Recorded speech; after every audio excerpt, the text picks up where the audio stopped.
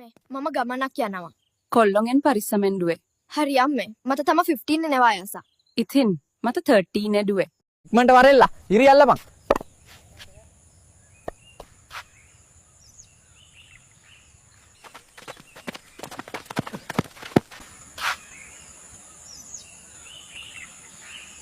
පුළුවන් නම් ඕවරේට 1-6ක් ගහලා පෙන්නපන්.